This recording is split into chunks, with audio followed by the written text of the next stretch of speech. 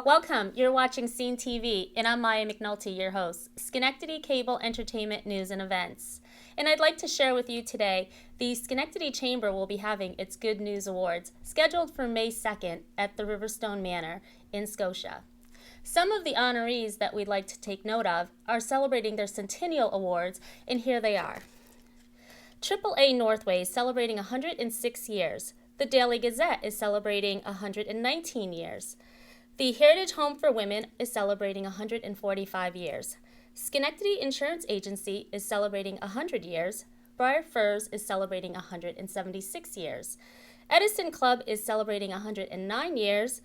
Mackney, Luckner, Titus, and Williams is celebrating 150 years. SI Group is celebrating 107 years, and Union College is celebrating 218 years. We'd also like to say congratulations to Felthouse Florist on their 100th year anniversary this year. Village Scotia as well, 100 years, and Curtis Lumber, 123 years. And before we move on to our show today on Scene TV, I'd like to tell you about an upcoming fundraiser that will be held at Portofino's in Latham to benefit the Boys and Girls Club in Mount Pleasant. It's the Girls and Boys Club Remodel Project, and the fundraiser will be held on May 22nd from 4 to 7 at Portofino's in Latham. Next on our show, I'd like to welcome Robert Barthay of Barthay Enterprises. Robert Barthay is the president and CEO of Barthay Enterprises. Welcome to the show, Robert. Thanks, Maya. Good to see you. Great, thank you. Robert, tell us about Barthay Enterprises and how it became. Sure. It started about 8 years ago, fixing computers, helping people out with their business, and it's grown over the years. I saw that people needed me more for business stuff than just tech, and so now I work with a lot of the same clients, but I've shifted from a computer consulting business into business consulting, and kind of our motto is we design and deliver customized training for you and your business. So what are some of the functions of your business? We do business consulting. We help people look at their marketing efforts, their human resources programs, and really give them a second or third set of eyes towards their ideas. So we work with them either in brainstorming sessions, phone calls, or kind of like on a monthly plan. What are some of your teaching workshops that you have? We have one of our signature ones is called the Business Lab, and it's actually a session where you're an entrepreneur, real estate agent, etc. You can come for a 30 to 45 minute session and literally learn about anything you want. You know, we've had people come in, show me how to find people, show me how I use Facebook, show me how I use Twitter, tell me how I can look at things differently. So it's kind of a customized training session. Other sessions we just got back from a full day workshop down in Virginia where we worked with a whole management team. And that's kind of on the high end of the scale where we spend a whole day with a company. So you work here locally with businesses, and you also work in other states? Exactly. So we have an office in Latham at the Manfred Learning Center. We teach classes there, and then we have the Business Lab. And then we have clients in Westchester, and we travel as far as Virginia, sometimes Florida, to do some work as well. Fun. How did your format develop, your business plan develop for these customized trainings? Sure. I found over the years that clients were looking for more than something out of the box. You know, there's so many business books, there's so many schools you can go to, and they really wanted something that was designed for them, maybe a piece of this and a piece of that, and they really wanted somebody to put that together. And that's really what's worked well for me in understanding people and getting them what they want. Do you find that more corporate and human resources that they need your type of training? A lot of times, a lot of companies don't have their own human resources department, or it's very small. So they don't necessarily either have the expertise or the time to kind of put together these custom materials. So we've got a great team of people who've built classes for college, built classes for businesses, and we're able to put together usually fun and innovative solutions for people. Tell us a little bit about your teachings over at Saratoga College. Sure. Saratoga College is a brand that I'm in the process of developing. One day, hopefully, it'll be an accredited school. But we do workshops for businesses, as we mentioned earlier. Our big signature thing is this virtual internship program where we train college kids from all over the world on how to do the things they want to do. And really, that's been the most rewarding for me, is designing really customized internships for college students. And you've also branched out to Schenectady County Community College to teach these workshops? Yes, and actually I teach an entrepreneurship program here, in the entrepreneurship program here at Schenectady, and work with students on business plans, and that's a lot of fun for me. Tell us a little bit of your qualifications and what makes you to be qualified to facilitate these trainings. Before my life as a consultant, I spent 5.5 years with the Walt Disney Company, a couple of years with Gap, and also I've been affiliated with Apple, both as a manager and as an associate and as a consultant for the last several years. So I kind of got a unique background with big companies, but I've also worked with family businesses, so I see those perspectives as well. Well, tell us about your Walt Disney experience, because it seems like they've made some of your dreams come true. Oh, many, many. They, I worked there as an intern in college, and that kind of spurred me to start my own internship program. I was a manager for several years, but really it was I called it graduate school for me. I went from college, didn't have a lot of experience, but going there really kind of filled in the gaps that college didn't fill for me. What was one of your most memorable experiences at Disney? There's so many, but probably the Millennium, and being able to see the fireworks from all the different hotels. And, even though I was working till 1 a.m, my boss let me go outside, enjoy it for a moment. Yeah. So there was always those magical Disney moments that always made it worthwhile. I learned on the Disney bus when I was in Disney that they employ just about as much the population that is here in Schenectady, like almost 60,000. So how do you deal with that many different personalities? You get along and you learn. One of the things I espouse in my classes or with my clients is you got to communicate in the way that the person you're talking to prefers to communicate. So some people like being yelled at, and that's how you talk to them. But a lot of people, you pick whether somebody talks on email, phone, whatever, and knowing what makes people feel special, and always trying to accentuate that when you work with them. Great. Robert, I really have to commend you. You became the president of the Consulting Alliance, an active alliance group here in Albany, and I'd like for you to share a little bit about that. Sure. The Consulting Alliance is an independent association of some of the top consultants in the area. And some of the benefits there, it's a one-stop shop if you're looking for a consultant. And for us members, it's a great place to get camaraderie. A lot of times people feel lonely or like they're on an island when they work in an independent business, but it gives us the opportunity to mingle with over 50 other professionals. So who are the members of the Consulting Alliance? You say there's 50 different, are they all marketing? Are they all communications? Who makes up this demographic of consultants? It's a good mix. We have people, new consultants, people that have been working in the field 20, 30 years, people that have worked in business for 20 years and now retired and gone into consulting.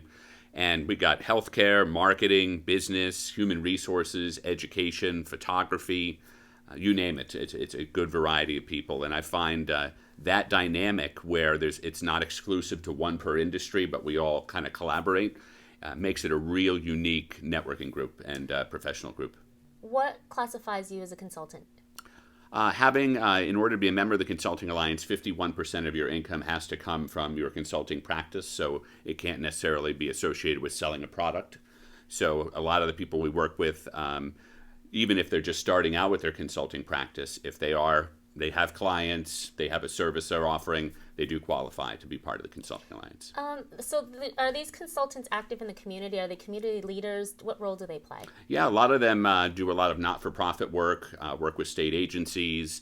They're active in the community. We ask each of our members to give at least 1 hour of their time to the Alliance, to some of the initiatives to be connected to the community. And it really makes it a situation where we're able to really have a big impact with such a small group. So, Robert, tell us, when does the Consulting Alliance meet? We have a regular public lunch, which is the second Friday of every month, and that's open to anybody. It's a great opportunity to meet us, get to see if it's the right group for you, or if you just like the dynamic. We bring in a lot of great speakers. In April, we have 4 guest speakers coming in. In May, we have somebody talking about kind of giving back to your community, which will be a great presentation on May 10th. And then for the members, we usually have, towards the end of the month, a members-only event where it's about business or professional development, where we really give our members the opportunity to learn a little bit more or improve their practices. what was the specific mission of the Consulting Alliance when it was formed? I think it originally, 21 years ago now, it was to really give people an opportunity to connect and still feel part of the business world. It was started by a few people who were former GE executives that had retired, as well as a couple other people who had moved on from their businesses and started practices, and really has evolved over the years into not only a professional networking group, but an opportunity to work together. What I've seen, especially over the past 4 years since I've been a member, is really a lot of working together, doing joint presentations, joint projects, or again, just that I love the most, just the seeing everybody every month is a great feature of the group. Great. Well, thank you. Is there anything else that you'd like to share about the Consulting Alliance? Sure. As for all of you that are maybe an aspiring consultant, or especially we've seen a lot of the people joining lately are seasoned consultants that weren't even aware of the Consulting Alliance before. So I encourage you to check us out. We're at consultingalliance.org, and we meet regularly at Wolfert's Roost. And again, May 10th will be our next event, and it's every second Friday from 11:30 to 1:30. Now, your teachings over at Schenectady County Community College, is that open to anyone if they wanted to learn about entrepreneurship, or is that a class you have to register for? It's a class you have to register for, but I very often welcome guests from the business community who want to come in and either do a guest lecture or even sit in on one of my lectures. I do welcome that, and we do have, when I have a special topic going on, actually at my Skidmore, I have a class coming up called How to Take a Class, and I've invited the community out to that. So we do have opportunities where if you do want to sit in, I'm more than welcome to having people. Super. Well, Robert, I'd want to thank you so much for being on Scene TV. I really appreciate your time and coming out to meet us. Great. Thank you so much. You're welcome. Welcome back, and you're watching Scene TV. I'm Maya McNulty, your host. And on today's show, we have Andrea Fortune from Orinda Yoga right here on Lower Union Street, 609 Union Street. Welcome, Andrea. Thank you. Yeah, great to have you on the show. Thanks. Andrea, tell us about Orinda Yoga and how it became. Okay. Well, first of all, let me just start by telling you that the word Orinda is actually pronounced Olunda, but we're not going to ask anybody to change that. Olunda is an Iroquois word, and it means everything's connected. Mm-hmm. So when I first started my business about 10 years ago, I was teaching yoga in my living room in Knox, and I was teaching a little yoga classes throughout the Capital District. And eventually I kind of outgrew that and decided I need to open a space. So I started in Altamont at the train station. Tell us about so you got inspired to open a yoga studio after outgrowing in your home? Well, that's a little bit of a personal story, actually, and I don't mind sharing what inspired me to start teaching publicly. You know, everybody has a story, and that story includes a challenge. And mine started pretty early in life. My brother and I grew up in foster homes, and along the way we were exposed to some yoga and alternative healing kinds of things. So I was always very intrigued with that. And I took a course of study at Maria College back in 2000 to 2002 in alternative and complementary medicines, and I had been considering opening a studio. But then in May of 2003, my brother committed suicide. And that was really the catalyst which projected me to open my business. I was really feeling like I would be either overwhelmed with the grief, mm-hmm. or I had to direct my attention to something that was going to be something positive. And, yoga had always been something that kept me grounded and kept me in a positive light. So the time was right. Tell me about your training. Well, as I said, I went to Maria College in 2000 to 2002 for mm-hmm. the complementary therapy program, which I don't believe exists at this point, and continued my yoga studies as time went on, just kind of trying what form of yoga I really liked, and I was drawn more to the therapeutic and restorative types of yoga. Mm-hmm. So I started a course of study in Yoga Nidra, which is then was changed to a modern adaptation of integrative restoration. And that was created by Richard Miller. He's out in California, and he rewrote the protocol so that it could be done in the military, with the military kind of standoffish to the word yoga. Mm-hmm. So it basically was a meditative practice. I was really intrigued with that. The first training I did at Kripalu was about 250 people. I decided to really pursue that a little further, and the next training was a year later, and that was in Annapolis, Maryland, really focusing on military. And then I continued on through studying. It's more of a self-study through the Integrative Restoration Institute out in California, and it's like getting your PhD in yoga. Tell us about your location down here on Lower Union Street at 609. It's almost a stone throw away from here. Yeah. Oh, what a find. I'll tell you, I spent a long time looking for the perfect location here in Schenectady. And nothing really was clicking. And then one day, a friend of mine said, you might want to check that lower block of Union. And I hadn't ever been over in the neighborhood. So when I rounded the corner and I first saw it, and this was about 3-4 years ago, it reminded me of home. I grew up in Buffalo, and when I saw it, I'm like, wow, this is like old Buffalo. And the neighborhood was a little run down. The restaurants weren't there. Cafe Nola was just starting out, and the Manhattan Exchange, of course, they had been there as a staple. But the other restaurants weren't there, and there was a lot of rundown buildings and fallen down buildings. But something just felt really right about it. So when I went inside the 609 building, it was formerly Sal, the dentist. Everybody knows, apparently. And it felt right. The energy felt right. And, and since then, it's been amazing. Some people have said to me, oh my gosh, isn't it scary down there? But as time's gone on, Muratis came in, and the Beer Abbey came in, and there's a hair salon there now too. Gorgeous has been there. Yep, they were coming along right with Cafe Nola, and they're wonderful too. So just everybody on that block. And Experience has moved over as well. From Experiences, they're down a little bit, so they're helping to like kind of expand that whole network of who's down there. You've got a great. Sort of like your own enclave of partnerships down in your own block of your own alliance, business alliance. And actually, we're kind of working on that. I've talked to Dale from the Lennon Shop, and he's given me some guidance because he put together the J Street community, so we're kind of working on doing our own Lower Union Business Association. That's great. I've been part of Upper Union Street BID for the past 15 years. So, upper, lower, we're all great neighbors. Yeah. So, Andrea, what stands Orinda apart from other yoga studios? Well, we do focus more on a therapeutic aspect. So, there's lots of different great yoga studios in the area. But therapeutic yoga is different in the sense that we're looking at people just as they are, and in whatever condition they come in. So whereas a lot of times people are looking for yoga, they might think that it has to do with fitness, be fitness based, like a lot of the gyms are doing, and then of course there's hot yoga, which is very trending, and then there is some deeply esoteric yoga, and there's an audience for that as well.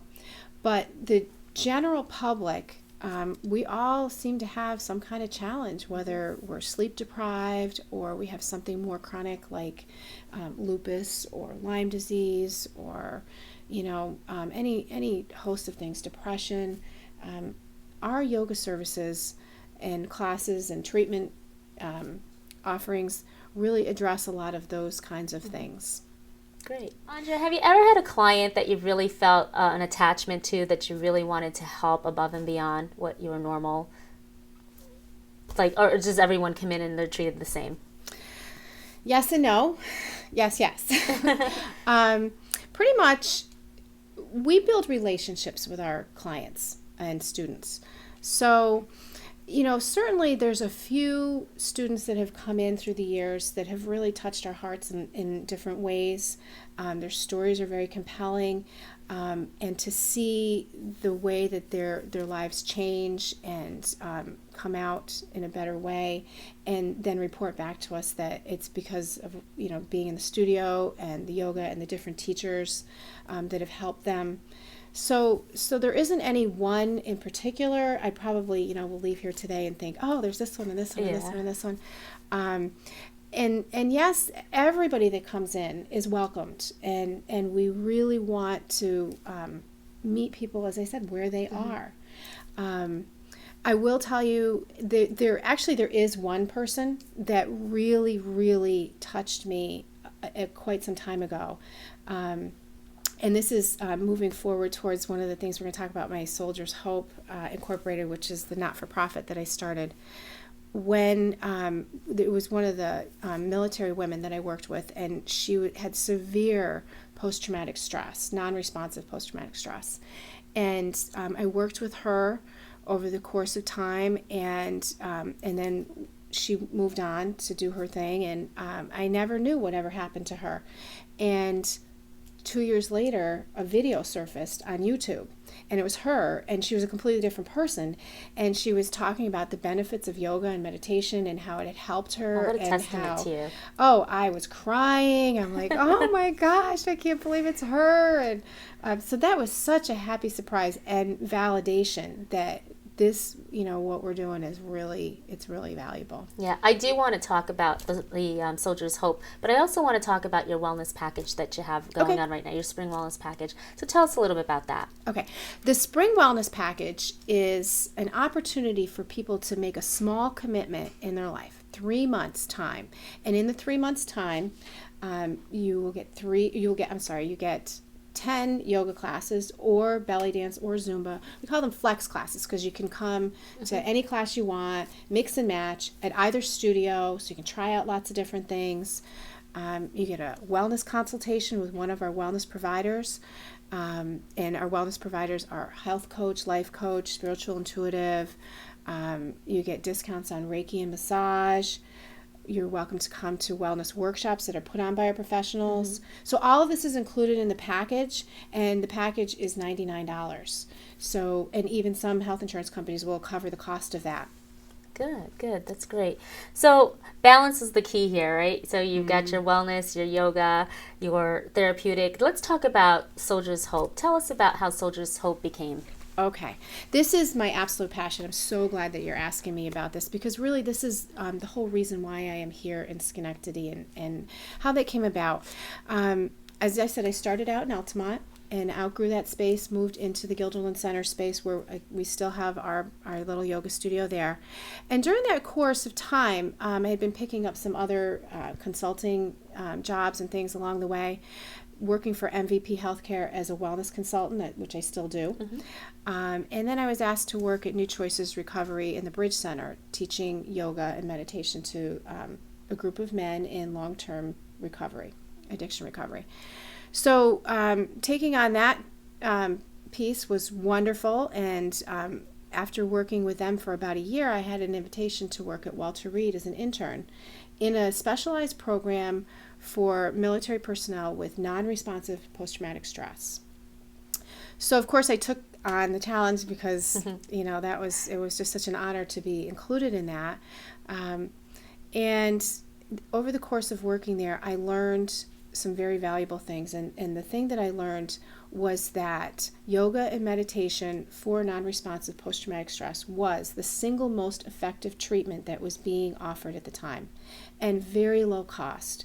And that's based on the testimonials of the men and women that were coming out of the program.